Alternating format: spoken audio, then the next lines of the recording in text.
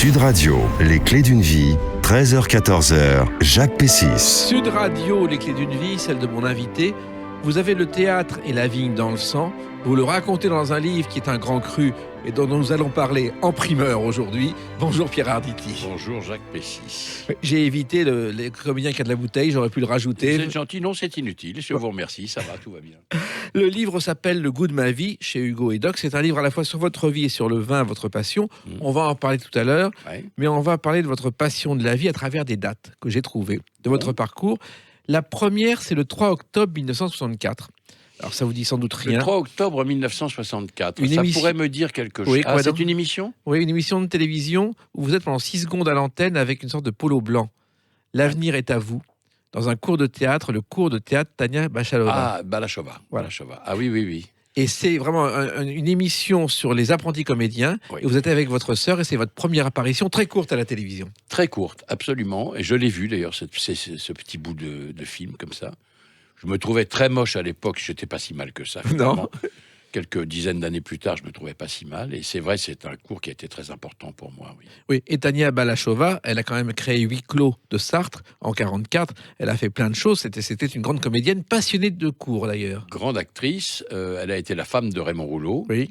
Et elle a surtout enseigné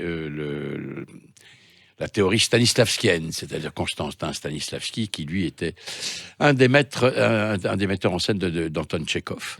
Et elle a dit un jour, la qualité d'un comédien, c'est la persévérance. Ça a été votre cas, parce qu'au départ, vous ne vouliez pas faire ce métier. C'est Catherine, votre sœur, qui vous a un peu obligé à faire ça, Pierre Arditi. Obligé, elle m'a traîné à coups de pied dans le cul, et avec mon père d'ailleurs, au cours d'art dramatique, elle a rudement bien fait. C'est pas que je ne voulais pas, c'est que je ne me faisais pas confiance. Donc, je me suis dit, non, c'est pas pour moi, ma sœur est très bien. Pardon. Ma sœur fait ça formidablement, qu'est-ce que je vais aller me foutre là-dedans? Je suis nul, je suis minable, j'ai une voix blanche, ce qui est, évidemment pas tout à fait vrai. J'ai une tête d'arriéré mental, ce qui n'est pas non plus tout à fait vrai. Enfin, le monsieur que j'étais ne me convenait pas, le jeune homme, j'étais un jeune homme. Et puis, mon père et ma sœur m'ont traîné, effectivement, au cours d'un dramatique. Et voilà. Mais je m'étais fait une autre promesse, si vous voulez. Dans ma famille, à moi, il n'y avait pas d'argent, il y avait tout le reste. Le talent, je parle de mon père, bien entendu, qui était peintre, ma mère, qui était un être humain exceptionnel, ma famille, Jacques Canetti, qui était attaché à la famille, qui était le cousin de mon père, les trois Baudet, tout ça. Donc, simplement, il n'y avait pas d'argent. Et je me suis dit, je serai celui par lequel l'argent entrera dans la maison. Voilà. Et donc, je me suis dirigé vers les assurances.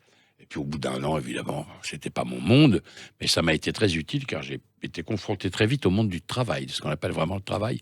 Ça m'a beaucoup servi et ça m'a éclairé. Oui, et le monde du rêve, vous l'avez connu en regardant votre père peindre. Ouais. Ça vous a beaucoup marqué, ça aussi, Pierre Arditi. Oui, parce que mon père, en tout cas dans la période figurative, c'est-à-dire donc la période des années entre 40 et, disons, la fin des années 50, enfin, surtout entre 40 et 50, et ensuite entre 50 et 60, qui était une période plus cubiste, il peignait des personnages qui d'ailleurs étaient un peu baltutiens, comme ça, qui ne se regardaient jamais vraiment.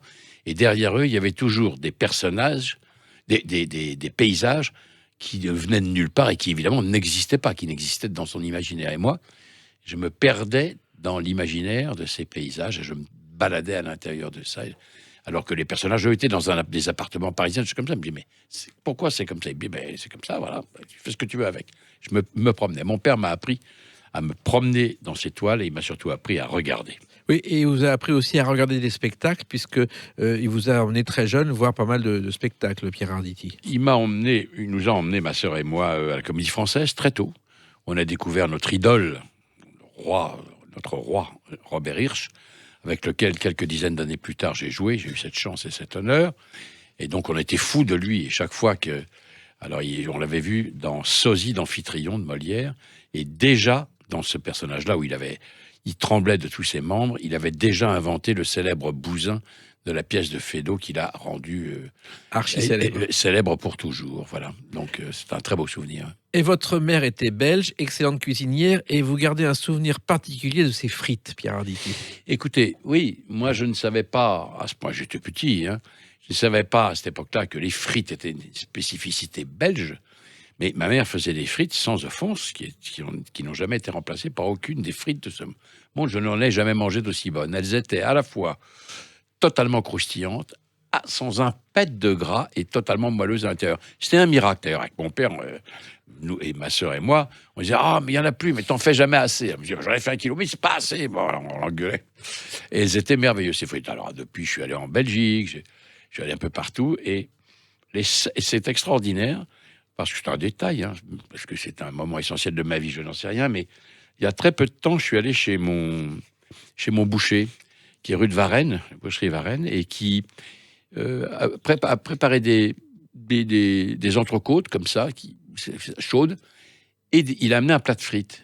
Et je me suis dit, mais elles sont belles vos frites. Il dit, oui, mais goûtez-en, goûtez-en. Alors, tenez, alors j'ai pris une petite poignée comme ça, je les ai mangées. Eh ben, mon vieux, c'était quasiment les frites de ma mère. Je me suis dit, quand même, c'est extraordinaire. Tous les restaurants spécialisés où j'ai mangé des frites qui étaient très bonnes mais qui n'avaient aucun rapport, je vais chez le boucher, il fait ça comme ça, j'ai dit, ben, je vous préviens, à partir de demain, je serai là tous les jours, ils vont enfin une plâtrée tous les jours. C'est pratiquement les mêmes, je ne sais pas comment il fait ça. C'est fabuleux. Alors, j'ai cherché un peu l'origine de la frite parce qu'elle est très mystérieuse. On dit qu'en France, la frite est née sous les ponts de Paris. En pleine Révolution, on l'appelait la pomme Pont-Neuf. C'était les premières frites. Oui, les pommes Pont-Neuf. D'ailleurs, ça porte toujours... enfin, on appelle ça des frites, mais c'est la pomme Pont-Neuf. C'est connu sous ce pont-là. Sous le Pont-Neuf, donc. Exactement. Au moment de la Révolution française. Exactement. Ah, dis donc, c'est extraordinaire. Je ne le savais pas, voyez-vous. Je suis content de me l'apprendre. Je suis content. Merci, Pierre Arditi. Alors, votre mère avait une autre qualité. Elle lisait les lignes de la main. Et elle vous a prédit que vous alliez vivre très vieux, ce qui est bien parti. Il en sait des choses, ce garçon, il sait tout. Oui, alors ma mère disait, je ne sais pas à quel crédit apporter à ce qu'elle me disait, mais c'est vrai qu'elle lisait les lignes de la main quelquefois pour des amis à nous, comme ça. Et alors je leur dis, ah maman, fais-moi les lignes. Oh non, c'est trop petit. Oui, mais fais-moi quand même. Bon, alors, regardez, elle disait, ah bah oui, dis donc, oui. Oui, dis donc. Bah tu vas vivre vieux, toi, tu sais. Tu vas vivre très vieux. Alors, ça n'a aucune valeur et en même temps, ça en a une profonde puisque ma mère est la femme de ma vie. Et quand de temps en temps, avoir un petit souci physique, un truc comme ça, je me dis, mais il peut rien arriver. Maman m'a dit que j'allais vivre très vieux. Je ne suis pas encore, je commence à rentrer dans un âge respectable, mais je ne suis pas encore très vieux. Donc je me dis que mon heure n'est pas encore venue. Mais elle m'avait dit une chose qui n'était pas agréable, c'est qu'à un moment donné, j'allais avoir un pépin physique assez important, mais que je m'en relèverai, que je continuerai à vivre. Alors, ce pépin physique, je ne l'ai pas encore eu. J'espère que ça n'aura pas lieu, mais peut-être que ça va arriver, allez savoir. Vous lui devez aussi de dormir peu, je crois, Pierre Arditi. Oui, je lui dois tout à ma mère, absolument tout. Je lui dois d'être l'homme que je suis devenu. Je lui dois d'être devenu un homme véritable, c'est-à-dire un homme qui est capable de pleurer, car quand elle m'a dit un homme qui ne pleure pas n'est pas un homme. Pourquoi ? Parce qu'il ne s'attache à rien, donc rien ne lui perce le cœur. Et quand on n'a rien qui vous perce le cœur, bah vous êtes un individu sans intérêt. Donc je suis vraiment un homme parce que il m'arrive beaucoup de pleurer, pas de pleurnicher, de pleurer. Et ensuite, qu'est-ce que vous m'avez dit ? La sieste. Vous Alors, dormez ça peu. c'est formidable. J'étais tout petit, je vais avoir 7 ou 8 ans. Et un jour, j'ai demandé à ma mère, mais c'est quoi la mort ? Alors elle m'a dit, mais c'est rien du tout la mort. C'est comme quand tu dors, mais tu rêves plus. Voilà, tu vois, donc c'est rien. Cette femme admirable, maman, si tu me regardes, cette femme admirable ne s'est pas rendu compte qu'elle m'a terrorisé pour le reste de mes jours. Et donc, par conséquent, je me suis dit, je ne veux pas rêver, donc il faut pas que je sommeille. Voilà. Donc, mais la sieste, qui était vraiment, comme toujours, là, même, je vois bien que notre petite fille est comme ça. Les parents, je sais bien qu'il faut le faire, mais ça m'énerve. Comment punir un enfant qui est le mouvement et la vie même en lui disant qu'il faut dormir alors qu'il fait plein jour et que tout l'appelle à bouger, à s'amuser, à renverser les objets, à bousculer l'ordre établi, et on lui dit non, tu fermes tes yeux et tu te tais pendant 1 heure.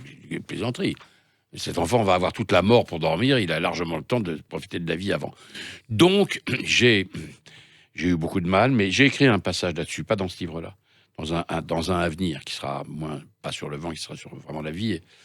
Et j'ai appris à fermer les yeux, donc il fermait les rideaux, donc il faisait une sorte de nuit en plein jour, et j'ai appris, percevant les bruits extérieurs d'une manière beaucoup plus puissante que quand on ne dort pas, comme un aveugle au fond. Un aveugle, c'est quelqu'un qui voit très bien, il voit avec ses oreilles. Et j'ai appris, moi, à regarder en analysant les bruits de ce que j'entendais, et donc je reconstituais dans mon imaginaire l'identité de ce que j'entendais. un bus, à l'époque c'était des bus avec des vitesses qui craquaient. Alors ça, je me souviens ça très bien. Il y avait comme une chasse de cabinet avec c'est pas le Walkman, mais c'était le mec qui enregistrait les billets avec une espèce de moulinette comme ça. Vous n'étiez même pas né, vous. Et donc, tout ça, des bruits de pas, j'entendais des bruits de pas de ma mère, de ma grand-mère, qui étaient très différents l'un de l'autre. Donc, je les imaginais avec leur tête, traversant le couloir de l'appartement. Ça m'a fantastiquement servi, ça me sert encore. Rien ne pourra me faire fermer les yeux, à part la faucheuse. Mais ça, là, pour le moment, je lui fais un pied de nez parce que son heure n'est pas venue.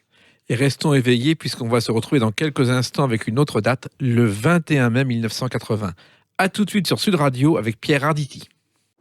Sud Radio, les clés d'une vie, 13h-14h, Jacques Pessis. Sud Radio, les clés d'une vie, celle de mon invité Pierre Arditi. Il y a ce livre, Le goût de ma vie, mais il y a votre vie à travers des dates. 21 mai 1980. Si ça ne vous dit rien, c'est la sortie d'un film dont voici le générique, la bande originale. Il s'en aperçoit vite. Au début, il est inquiet. Mais très rapidement, il s'aperçoit qu'il y a une porte ouverte et il passe dans la pièce à côté. Mon oncle d'Amérique. La même chose va se reproduire quelques secondes après. Mais il apprendra aussi très vite. Mais c'est Laborie. Oui, c'est Laborie, mon oncle d'Amérique. Mon oncle d'Amérique. Un film qui est votre rencontre avec Alain Resnais, donc un film très important pour vous, Pierre Arditi. C'est un film très important et la rencontre est majeure. J'ai toujours dit que Marcel Maréchal était mon père de théâtre et mon père de cinéma, c'est évidemment Alain Resnais. Je n'ai pas tourné qu'avec lui, mais enfin, c'est une collaboration qui a duré 32 ans. 10 films plus un film off. Oui, qui est unique. C'est une collaboration unique. Elle était à la fois, évidemment, intimement humaine et amicale et artistique. Et honnêtement, j'ai eu la chance de côtoyer cet homme qui est un homme extraordinaire et dont le cinéma traverse le temps d'une façon aussi extraordinaire. Rien ne ressemble moins à un film d'Alain Resnais qu'un autre film d'Alain Resnais. Parce que entre Providence et Pas sur la bouche, franchement, l'écart est large. Il a une palette large, voilà. Ça a été une rencontre formidable qui a été faite en 79.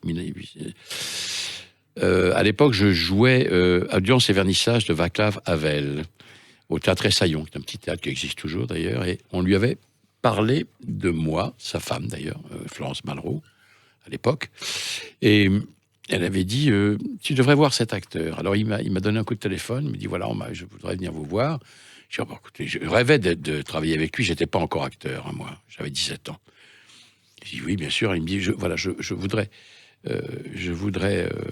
viens vous voir, mais je ne viendrai pas après dans les coulisses, je ne vais jamais dans les coulisses, je suis très timide. Je dis, oui, bien sûr, je comprends, mais je vous appellerai le lendemain.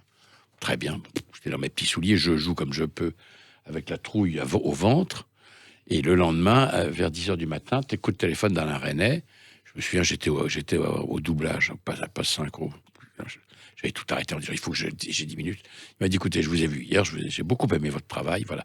Je voudrais vous proposer un rôle dans mon prochain film. Alors, il y a évidemment, il y a 3 conditions. Je me suis dit, bon, c'est pas la peine, ça va forcément se casser la gueule. Bon, la première, c'est que vous lisiez le scénario. Je dis, bon, alors ça, je dois pouvoir me débrouiller. La seconde, c'est qu'il vous plaise. Je dis, ça, je pense que je vais me débrouiller aussi. Et la troisième, qui est peut-être la plus importante, je dis, bon, voilà, c'est là où ça se casse la gueule. Il faudrait que vous acceptiez de vous couper un peu les cheveux. Je dis, écoutez, si c'est pour tourner avec vous, je veux bien me mettre la boule à Z, et aucun problème. Et 48 heures après, évidemment, j'ai tourné le rôle que Francis Huster avait refusé. Et je bénis d'ailleurs mon ami Francis de l'avoir refusé, car grâce à lui, j'ai eu une collaboration de 32 ans avec un génie, et c'est absolument formidable, Francis, parce que le personnage était assez noir, il s'appelait Zambou. C'était un personnage qui était le patron de Gérard Depardieu, et qui n'est pas un méchant, c'est un type qui prenait les gens et qui les déplaçait comme des pions sur un échiquier de son entreprise. Donc c'était un homme froid et sans sentiment, quoi. Bon, voilà, magnifique personnage, et après... il s'est passé ce qui s'est passé. Oui, et ce film, donc Henri Laborie a collaboré à ce film. Il faut savoir qu'en fait, Laborie était un fan d'Alain Resnais. Il devait au départ faire un court-métrage ensemble pour un produit qui augmentait les capacités de la mémoire. Ça s'est pas fait, et le film s'est fait ensuite. Le film s'est fait. Et Laborie était un copain de classe de mon père. Oui. Je l'ai appris beaucoup plus tard. Il m'a dit, mais Laborie, bien sûr. Et vous avez un point commun avec Alain Resnais, un autre point commun, la passion de la bande dessinée. Il rêvait de tourner Dick Tracy. Bien sûr. Et il rêvait de tourner Dick Tracy, absolument. Et il m'a d'ailleurs envoyé certains exemplaires. Il n'a jamais réussi, mais c'est un autre. Comment il s'appelle ? Il adorait Mandrake, il adorait Colvin et Hobbes, il adorait tout ça. Oui, bien sûr. Alors moi, j'étais plus sur la bande dessinée belge qui m'intéressait plus. Mais il a surtout voulu tourner, comment ça s'appelle ce détective, c'est pas Dick Harry Dixon. Harry Dixon. Voilà. Alors, il s'est bagarré pour faire ça pendant des années et des années, puis au bout d'un moment, ça ne s'est pas fait, il a abandonné. Il a fait d'autres choses, heureusement d'ailleurs, mais il était passionné par ça, absolument. Oui, Et vous aussi, vous avez une des plus belles collections de bandes dessinées d'Europe, dont vous êtes séparé d'ailleurs. oui, parce que j'en ai joui, beaucoup, je les ai...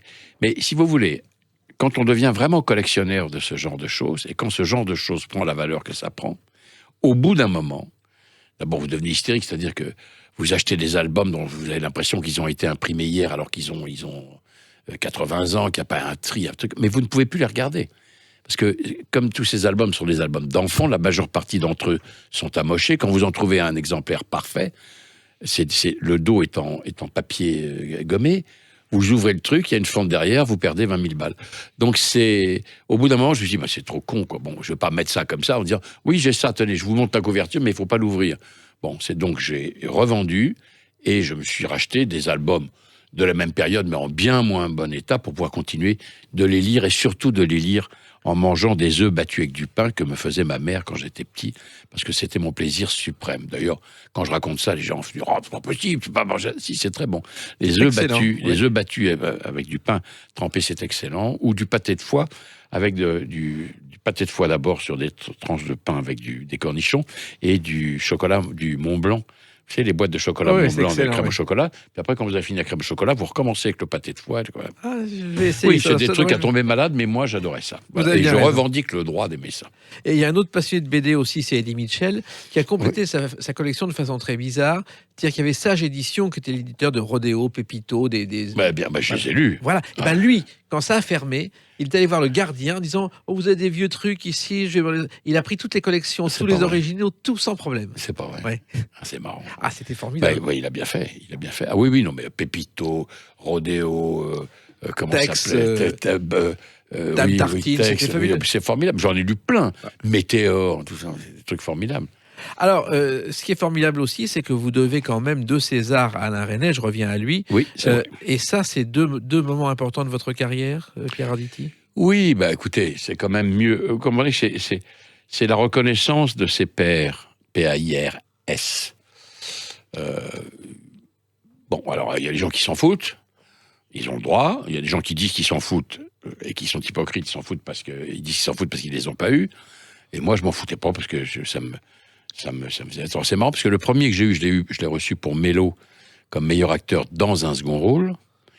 Et j'ai appris beaucoup plus. Quand on parlait moins des récompenses de second rôle, je ne savais même pas que j'avais eu. Bon, voilà. Et après, j'ai eu comme meilleur acteur pour Smoking, No Smoking. Ça a changé un peu mon statut social la première fois, curieusement, comme acteur couronné pour un second rôle. Et la seconde fois, pour Smoking, No Smoking, j'étais très encensé, mais ça n'a plus changé mon statut. Voilà, c'était comme ça, je le méritais, être parfait, mais bon, voilà, c'était comme ça, c'était entériné, c'était pas vrai. Mais les deux on se dit toujours, oh oui, c'est pas grave, je suis nommé, c'est bien. Une fois qu'on est nommé, au fond, on a envie de l'avoir, c'est comme ça. Après, chacun fait comme il veut. Hein. Ils peuvent considérer que c'est des médailles en chocolat. Moi, je les demande pas, les décorations, mais quand je les ai, je les porte. Voilà. Alors, je ne me trimballe pas avec mes Césars dans la rue, ça c'est clair, mais ils sont dans mon bureau, et de temps en temps, je les regarde. Ce sont des pansements de temps heureux, quelquefois, quand des temps moins heureux s'abattent sur moi. C'est rare, mais quand même, ça m'arrive. C'est arrivé. Alors, ce qui est surtout étonnant, c'est que quand on prend votre filmographie, vous avez travaillé avec les plus grands metteurs en scène, et vous préférez ceux avec qui vous travaillez vite, Pierre Arditi. Alors, je suis un peu tout talent mis à part, parce que c'est mon copain Depardieu, qui est pour moi le plus grand acteur français de cinéma français, et même européen. Il a de moins en moins de patience, mais je suis comme lui là-dessus. Voilà. Si vous voulez, quand je travaillais avec Resnais, ça ne me posait pas de problème, parce que Resnais, quand on refaisait une prise, on ne refaisait pas une prise. On réinventait quelque chose à partir de ce qu'on venait de faire avant. Donc ça va, on n'a pas l'impression qu'on devient une sorte de perroquet. Après, il y a quelquefois des gens avec lesquels vous tournez qui vous demandent de faire 17 fois ou 20 fois la même chose. Parce que qu'est-ce qu'ils cherchent, on ne sait pas très bien, d'ailleurs eux-mêmes ne le savent pas. Et à un moment donné, je vais vous raconter une autre histoire qui est un peu grivoise, mais je ne résiste pas au plaisir de vous la raconter. Au bout d'un moment, on a envie de dire, bon, écoute, merde, maintenant ça va, quoi. Si c'est pour faire exactement la même chose, tu l'as 18 fois. Si tu veux, tu peux monter comme ça, bout à bout, le nombre de prises. Ça fera ça fera comment dire, un film annonce très amusant, mais enfin bon. Alors, je raconte ça parce que c'est mon amie Marie-Christine Barrault qui a tourné dans un film de Woody Allen, dont le titre m'échappe maintenant, mais bon, voilà. Et Woody Allen, il reproduit beaucoup, il dit non, on va faire ci, faire ça, faire ça, faire ça, faire ci. C'est un peu olé olé, hein, mais c'est comme vous le coupez au montage, si vous voulez pas que ça sache. Mais c'est tellement bien que je ne résiste pas au bonheur de vous la raconter. Et donc, à un moment donné, mais je sais pas, à la 46e prise, je ne sais plus très bien, elle en a marre, elle s'arrête et elle se tourne vers lui et lui dit « Écoute, Woody, je t'adore. Tu es vraiment un metteur en scène génial. C'est un honneur pour moi de travailler avec toi. Tu es merveilleux. Merveilleux. C'est magnifique, cette histoire, pour moi. Le seul problème, c'est que si tu veux, moi, je veux bien qu'on me branle, mais à un moment donné, il faut que je jouisse. »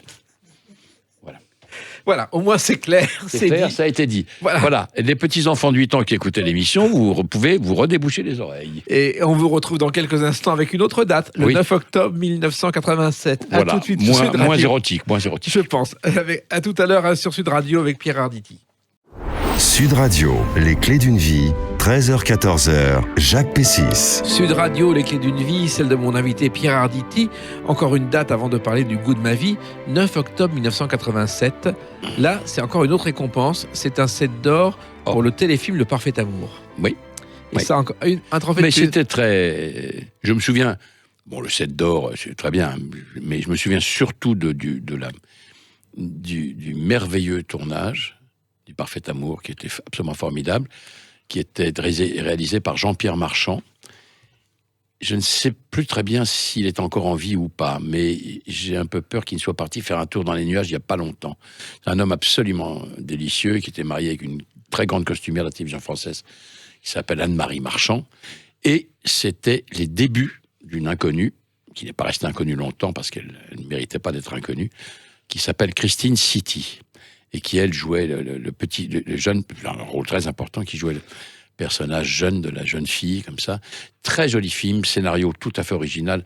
On rêve que la télévision se réattache à des histoires comme celle-là, plutôt que encore de reproduire un énième polar, puisque tout tourne autour du polar. Maintenant, on a l'impression qu'il n'y a plus que ça comme style, comme modèle du genre à la télévision. Je suis pour, il y en a de très bons. Enfin, on peut peut-être...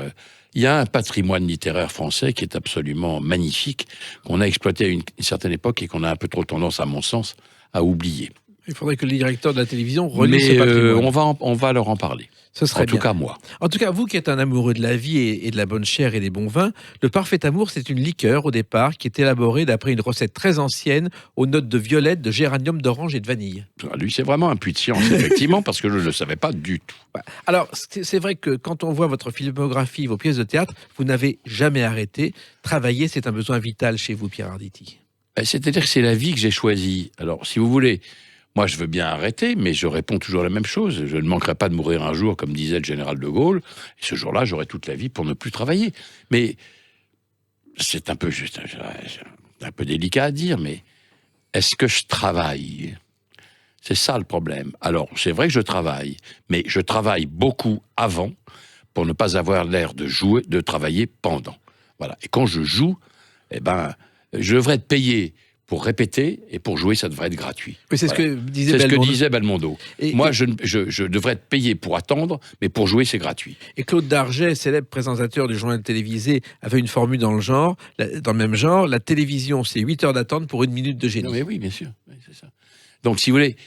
alors après, il y a plusieurs écoles. Chacun travaille comme il a envie de travailler. Je me souviens de cette phrase dont m'avait parlé Claude Brasseur, que j'aime beaucoup, qui disait, quand il disait à son père Pierre, que j'admire pour toujours, mais qu'est-ce que tu vas faire ? Il dit, cet après-midi, je vais m'amuser, ce soir, je vais faire mon métier.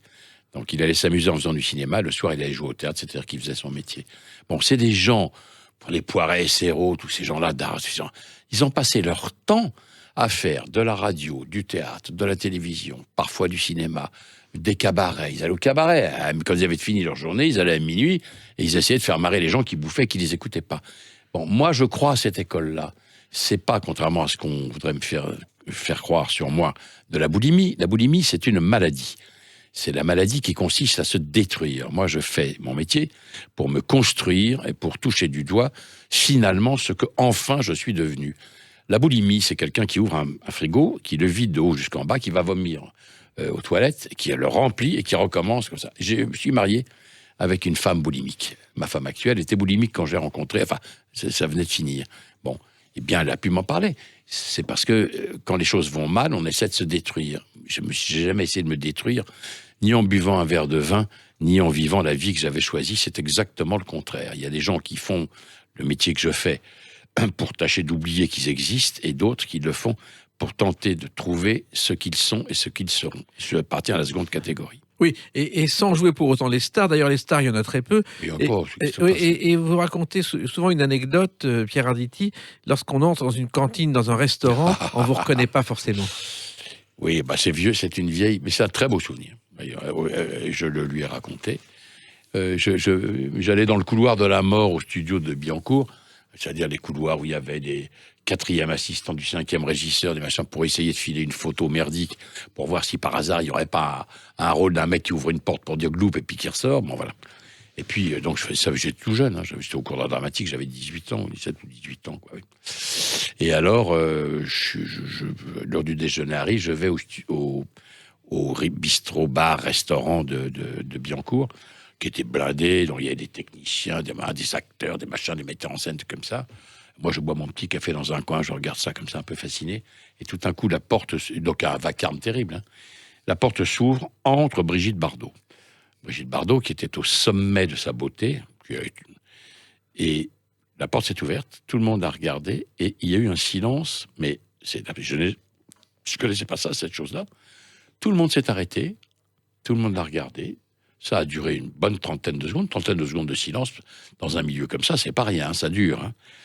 Elle a regardé tout le monde, elle a fait un très joli sourire, et elle a dit bonjour. Moi, elle a dit bonjour Brigitte, et elle était ce soir pour aller manger sans doute avec les gens avec lesquels elle tournait.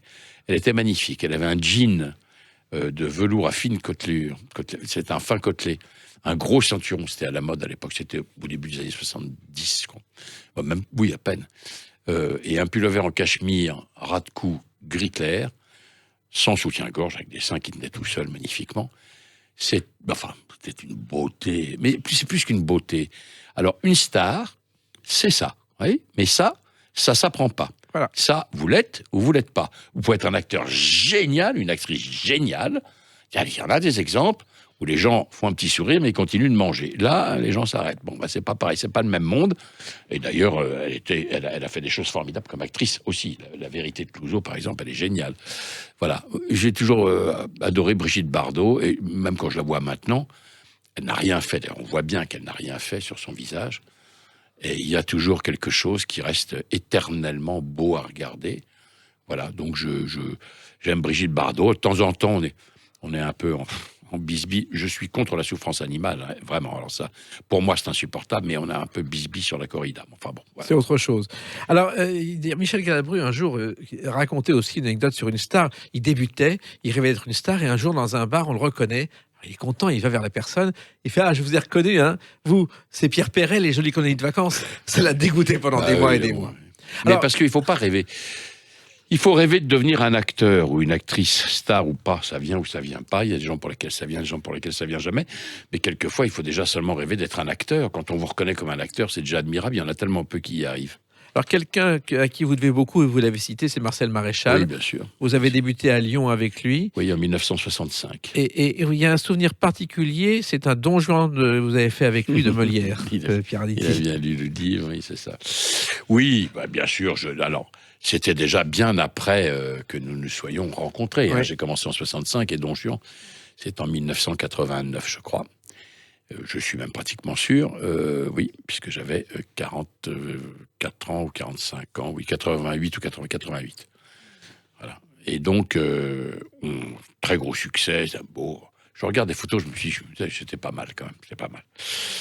Physiquement, j'étais pas mal. J'étais un peu, comment dire, j'étais un peu narcissique, un peu beaucoup même. Et là, je me suis dit, putain, mais j'étais beau. Voilà, j'ai le droit d'avoir ce genre d'écart. Et alors, on joue à Paris, très grand succès. On joue évidemment à Marseille, où ça a été créé. Et on part en tournée. On joue à Saint-Étienne. Et à Saint-Étienne, on va dîner chez le maire de Saint-Étienne, qui à l'époque était Michel Durafour, dont on se souvient l'infamie à laquelle il a été confronté sur son nom. Et la femme de Michel Durafour est très liée avec Madame Guigal. Madame Guigal, le domaine Guigal, qui est un domaine célèbre de la côte-rôtie. Alors, la Mouline, la London, la Turque sont des crus qui passaient dans la postérité. Et donc, elle téléphone pour dire Pierre Arditi aimerait tellement déguster.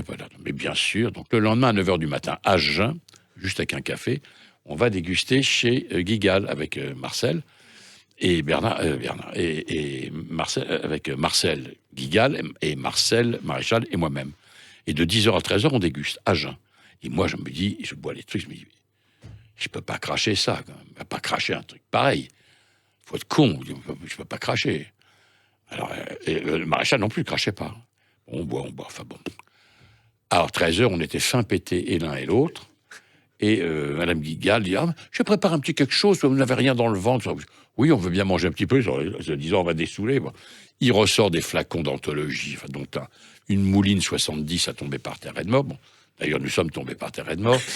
Et on repart en bagnole, ce qui est quand même invraisemblable. À l'époque, c'est Maréchal qui conduisait, que sa bagnole, qui déjà conduisait très mal quand il était à jeun. Et là, bon, on tirait des bords sur tout. Enfin, c'est scandaleux, ça n'est même pas à raconter. C'est un exemple déplorable. C'est uniquement pour faire marrer la galerie, mais c'est pas... Bon, c'est minable. Bon, on arrive. À 17h à Saint-Étienne, je lui dis à tout à l'heure, je vise la porte de l'hôtel, je me fous dans un lit dans lequel je ne peux pas rester parce que c'était le Titanic qui coulait, parce que j'étais machin. Je fais monter 10 ou 15 cafés purs, sans sucre, mais avec du sel. Je prends des douches glacées, j'étais toujours pété. Arrive l'heure de la présentation, je me dirige à pied, on était juste à côté de machin comme ça, je m'habille en titubant dans le très beau costume de lumière de Don Juan, et la pièce commence. Et la pièce commence avec Sganarelle, que jouait Maréchal. Et j'entends, dans les retours, comme ça, comme ça. J'ai dit, merde, c'est pas possible, c'est Marcel. C'est pas possible, on peut jouer. Bon, très bien, ça, comme ça. Et je sentais il y avait un flottement dans la salle, quand même, c'était bizarre. Bon, et donc, la scène suivante, c'est l'entrée de Don Juan, magnifique, superbe, 40 cratans, pas un pet de gras, plaisant énormément aux filles, tentant de rentrer en scène. Donc, je rentre par une petite porte comme ça, et j'étais collé contre le chambranle de la porte, parce que je me suis dit, si je fais un pas en avant, je tombe. Et donc, je suis resté pour tout le premier monologue de Don Juan qui était quoi, tu veux qu'on se lie, tu vois, tu veux qu'on se lie, je sais plus. Et j'entends, tu veux qu'on se lie, bon, la même voix, l'autre voix. Donc, je sais pas comment on l'a fait, je sais pas, enfin, franchement, on salive, on buvait de l'eau en coulisses pour essayer de se... Enfin, c'est les zygomatiques, c'est-à-dire ces muscles-là qui font l'addiction, qui étaient complètement paralysés par l'alcool. Voilà, donc on a joué je sais pas comment, et donc les gens qui sont venus voir le spectacle ce soir-là et qui s'attendaient à un triomphe, puisque le spectacle était un triomphe, ont assisté à une version bulgare de la pièce, et comme ils ne connaissaient pas la langue, ils n'ont pas pu la suivre, bien entendu, et on a eu 2 beignes. Et les gens sont pas, mais les gens ne sont pas partis. Hein. Oui. Les gens ne sont pas partis parce on entendait. Alors les autres acteurs, ils jouaient normalement. Il y a quand même pas que. Il y a beaucoup Don Juan et Sganarelle, mais il n'y a pas que Don Juan et Sganarelle. Donc les autres, les petites paysannes, les machins, le truc comme ça, le vieillard, le commandeur, tout ça, ils parlaient tout à fait normalement. Ils nous regardaient avec des couteaux dans les yeux, en me disant mais ces 2 cons sont en train de foutre le spectacle en l'air. Moi, j'ai récupéré ma voix à peu près au moment de la tirade de l'hypocrisie, c'est-à-dire 3 minutes avant la fin de la pièce, avant de passer dans les flammes, juste le châtiment d'un type qui n'aurait pas dû rentrer en scène, dans les flammes, quand il est maudit, banni par le commandeur, oui, la statue du commandeur. Voilà. Bon, c'est un souvenir à la fois gracieux, totalement iconoclaste et peu recommandable. Et d'ailleurs, après, je n'ai plus jamais... J'ai redégusté chez Guigal, mais plus jamais comme ça. Quoi que ce soit, j'ai craché. Oui. Même Pétrus, auquel j'ai eu la chance de pouvoir faire une dégustation, j'ai craché. Oui, bah écoutez, le vin, justement, on va en reparler dans quelques instants avec une autre date, le 10 octobre 2019. À tout de suite sur Sud Radio avec Pierre Arditi.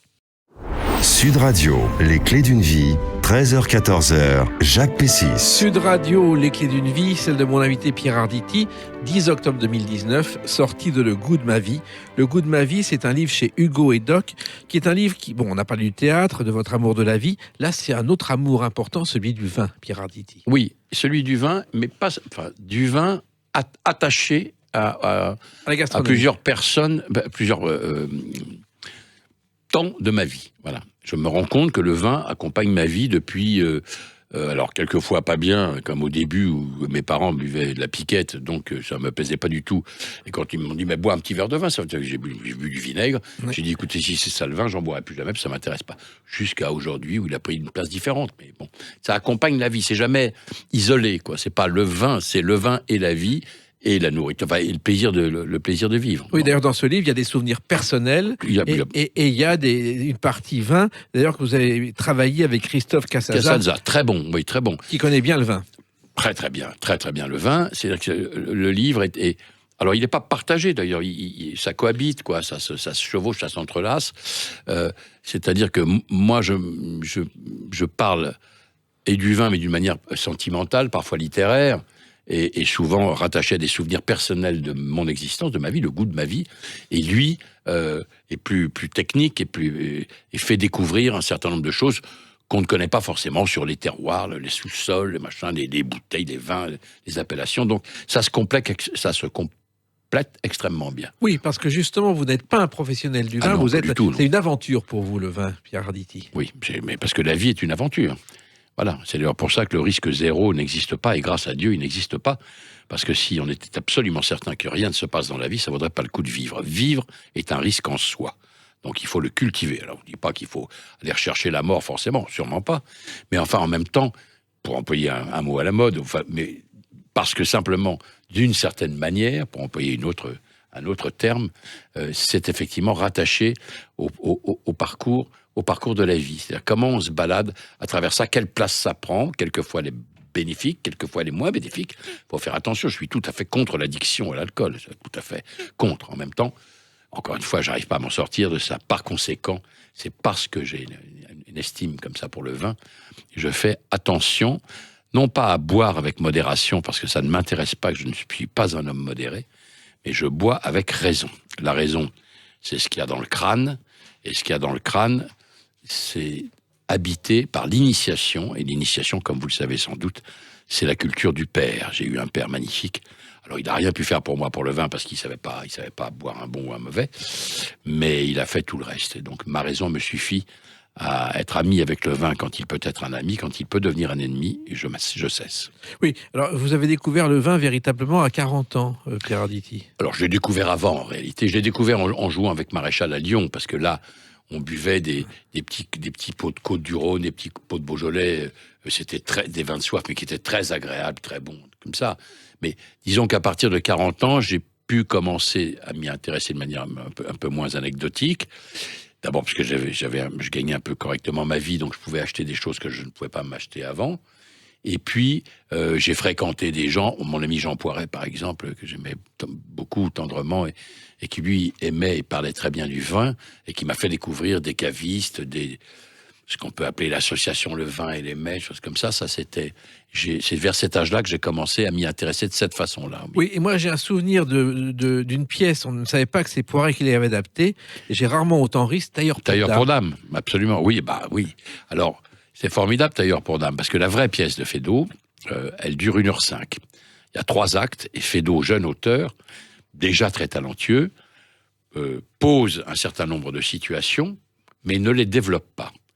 Et Poiret, qui était un copain de mon ami Bernard Murat et moi-même, je lui ai dit, mais oui, Bernard, il faut que tu montes une pièce avec Pierre, il faut que vous fassiez ça. Et je vous aiderai si vous voulez. Très bien. Et Bernard ramène le Tailleur pour Dame. Et on leur a dit, mais ça fait 1h05, c'est un peu juste. Alors on demande à Jean, on dit, tu vois, il me dit, oui, bien sûr, je vais voir, je peux peut-être essayer de voir. Et il a écrit pratiquement la moitié, enfin, il a écrit 50 minutes de pièces, et en fait, qu'est-ce qu'il a fait? Il a pris les situations posées par Feydeau, et lui, avec sa folie exceptionnelle, il l'a développé, mais exactement comme Feydeau aurait développé. D'ailleurs, au bout d'un moment, plus personne ne savait ce qu'était de Poiret, et plus personne ne savait ce qu'était de Feydeau. Voilà. Ça a été un immense succès. Énorme succès. D'ailleurs, c'est ce qui a fait que je suis devenu pratiquement à un moment donné, mais j'avais 40 ans, c'était le bon âge, ce qu'on appelle une vedette de théâtre. Voilà. Et je n'avais pas... Mais mon premier agent, Lola Mouloudji, qui, comme son nom l'indique, a été une des femmes du chanteur Mouloudji, j'étais allé la voir, elle m'avait dit, oui, ça m'intéresse, vous m'intéressez, voilà, très bien, bon, je vais vous prendre. Simplement, j'avais 20 ans, hein. Je vous préviens, ça marchera pour vous à 40. J'en avais 20. C'est ce qui Je me s'est suis dit, passé. dis donc, c'est rigolo. Et puis j'ai tenu et elle avait raison. Ça a commencé à gigoter vraiment entre 35 et 36 et ça a vraiment franchi le cap à 40. C'est très bien. Ça évite d'avoir la grosse tête. Voilà. La grosse tête, vous ne l'avez pas, vous avez le palais affiné. Oui. Alors, il y a vraiment toutes les régions de France viticoles qui sont dans ce livre. Beaucoup, Et oui. le Bordelais que vous affectionnez, Pierre Arditi. Oui, j'affectionne le Bordelais. C'est-à-dire, j'affectionne le Bordelais, mais j'adore la Bourgogne, j'adore l'Alsace, j'adore le Jura. Bon, mais le Bordelais, je l'aime parce que c'est un des premiers. Ça fait partie de mes premières amours. Voilà. J'en ai marre il y a un chapitre là-dessus qui s'appelle Bordeaux bashing. J'en ai marre. Voilà, j'en ai marre parce que tout le monde, les spécialistes, tapent volontiers sur le Bordeaux, y compris certains de mes copains sommeliers ou cavistes, ou chroniqueurs d'ailleurs, comme ça. Ça m'énerve, voilà, parce que le Bordeaux ne mérite pas ça. Il y a des pépites à Bordeaux qui sont d'ailleurs pas forcément les plus chères. Il y en a des chers comme ça, mais c'est attaqué parce qu'à une certaine époque, un grand dégustateur, très grand même, qui s'appelle Robert Parker, a imposé d'une certaine manière à un certain nombre de grands domaines ses propres goûts sur le vin, c'est-à-dire des vins très boisés, un peu caramel, comme ça. Bon, il n'avait qu'à pas céder à un truc, sauf que quand Parker mettait une note de 99 ou 98 sur le vin se vendait comme des petits pains. Bon, on peut comprendre, il y a eu des dérives, voilà. Tout ça est passé. Parker, heureusement d'ailleurs, vit toujours, et c'est un grand bonhomme. Bon, ça a changé. Après, il y a un truc encore plus rugueux. Il y a beaucoup de gens qui pensent que le vin de Bordeaux est fait par des riches, pour des riches, est fait par des riches, pour des riches. Bon, mais c'est pas vrai. Alors, les grands domaines, les grands trucs comme ça, ça coûte cher. Mais les grands domaines de Bourgogne, ça vaut très cher aussi. C'est pas le problème. Bon, après, c'est toujours pareil. Est-ce qu'on peut, si on se casse un peu le bonbon, on trouve de merveilleux Bordeaux totalement abordables. Voilà. Je peux même vous en citer au moins 2. Ostens Piquant, qui est Sainte-Foy Bordeaux, qui fait un blanc, la cuvée des demoiselles, qui est absolument merveilleux, et un très beau rouge à 16 € ou 17 €. On ne peut pas dire que ce ne soit pas achetable, ça, quand même. Et puis, il y en a un autre qui est un Bordeaux Sup, qui s'appelle Marjos, et qui est vinifié par Pierre Lurton, qui, lui, s'occupe d'Yquem et de Cheval Blanc, et c'est un Bordeaux Sup, tout simplement. Et c'est formidable, et ça vaut 7,50 balles ou 8 balles. Bon, alors écoutez, on ne peut pas dire que c'est un vin, parce que, après tout, oui, Yquem, tout ça, alors nature, non, voilà, il fait un vin à 8 balles. Bon, Oui. Et vous avez une passion pour les cavistes qui sont vos informateurs. Vous savez, les cavistes, c'est comme les libraires pour moi. Voilà, ils savent énormément de choses. Il y a des choses qu'ils aiment, d'autres qu'ils n'aiment pas, d'autres qui sont bien obligés de vendre parce que c'est comme ça. C'est comme si on dit aux libraires, il y a le prix Goncourt. Non, je le vends pas, j'ai pas envie de vendre le prix Goncourt. Évidemment, les libraires vendent le prix Goncourt, et ils ont bien raison d'ailleurs. Et puis il y a des pépites qui les ont frappés et qu'ils essaient de vous faire partager. Il faut toujours, quand il y a un bon caviste, il faut continuer de fréquenter les bons cavistes. Encore une fois, c'est comme des libraires. Et puis, il y a les sommeliers, bien sûr. Quand vous avez la chance de dîner dans des restaurants, les sommeliers, c'est pas compliqué. Ce qu'ils aiment, c'est de faire découvrir aux gens des vins qui coûtent pas cher et qui les enchantent. C'est ça qui les excite. Vendre une fois de plus un premier grand cru classé A ou B, ils vont le faire sans le dénigrer. Mais bon, ce qui les amuse, c'est autre chose. C'est comme un acteur qui fait découvrir un jeune auteur qu'on ne connaît pas. Vous comprenez ? Donc c'est sans fin le vin. Il y a 1000 aventures à vivre avec ça. Puis quand on boit un petit peu de vin, encore une fois, avec la raison, eh bien, quand on boit un verre de vin, d'abord on commence par boire l'âme de celui ou de celle qui l'a fait, et ensuite surtout on part en voyage immédiatement. Parce qu'à l'instant où on trempe ses lèvres, eh bien alors il y a une géographie humaine et paysagère qui se met en route. Et vous allez, comme je me baladais moi dans les tableaux de mon père, moi je me balade dans cette géographie paysagère et humaine, et je ne suis pas prêt de m'arrêter. Alors, vous avez une cave, je le sais, et la plus belle histoire de cave que je connais, c'est la Tour d'Argent pendant la guerre. Claude Terrail a réussi à murer une partie avec les plus grandes bouteilles, et les Allemands ne les ont jamais trouvées. Oui, ça c'est formidable. C'est heureusement. Génial, oui. Et Churchill avait des caves à cigares qu'il a planquées lui aussi, et qu'il récupérait après la guerre. Alors, vous aimez le vin, et quand vous regardez une carte, on a l'impression d'une pièce de théâtre. C'est-à-dire que, si vous voulez, c'est surtout je pense que les les sommeliers sont des metteurs en scène, au fond, quoi, d'une certaine manière. Ils font une carte des vins. La carte des vins, c'est eux qui la font. Donc, ils sont comme des metteurs en scène.